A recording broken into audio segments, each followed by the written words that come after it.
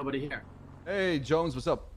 Hey, so, pretty much yesterday, Randy and I had a 45-minute conversation down in the cells. Randy Bullet?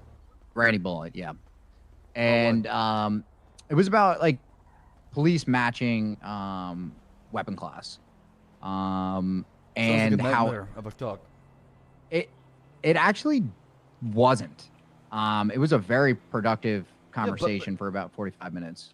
Before you proceed, okay, I'm gonna tell you right now.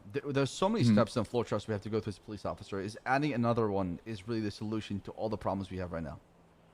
I don't think it necessarily is, but I do think when we're, especially for example, we go to a Bay City, it's all class 1s and police have class 2s out. Right, it's a bank, right?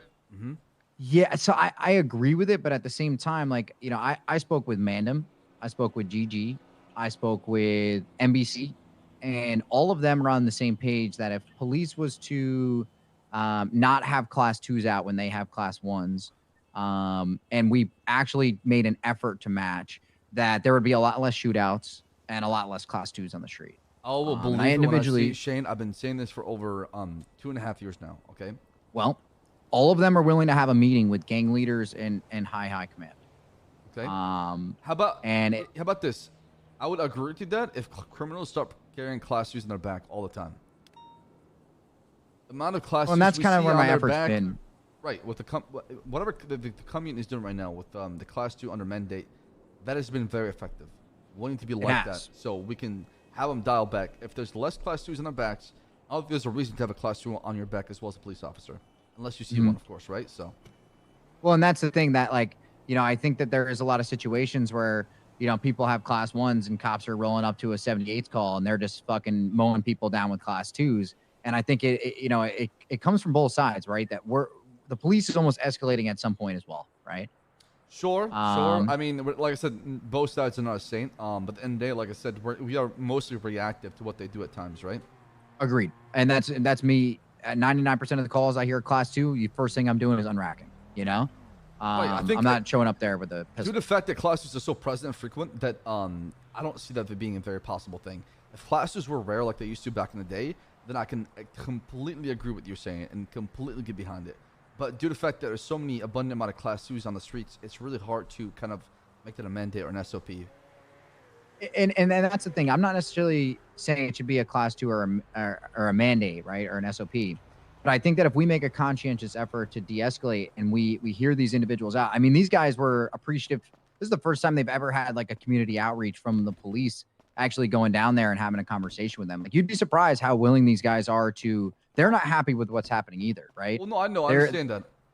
They're talking about hey, their car's out. The first thing that happens is they hop out of the car, they get tased and cuffed immediately.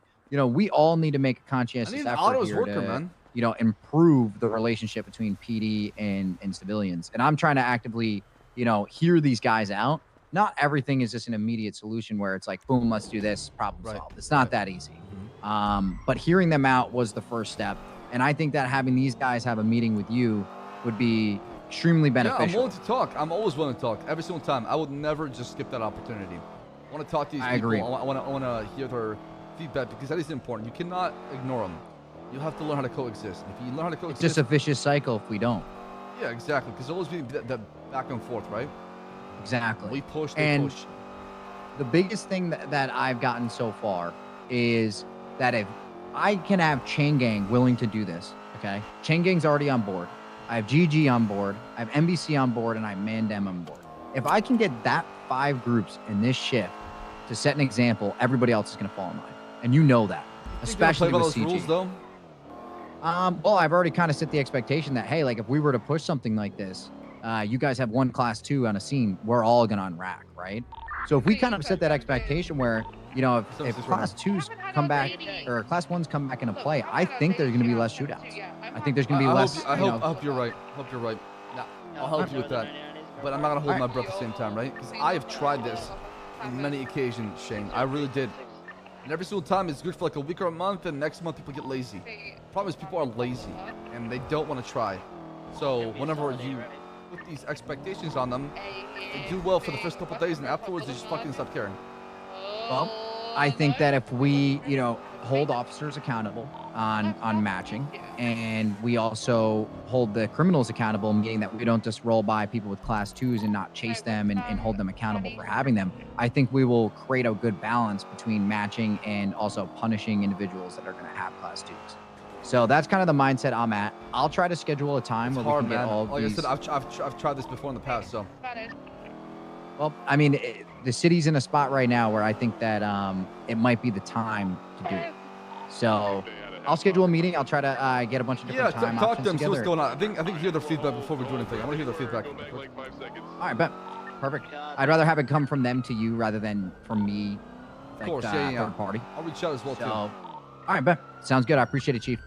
Thank you. Bye-bye. Oh, there's a head pop right now happening? Copy that, sir, yeah. You guys need an interceptor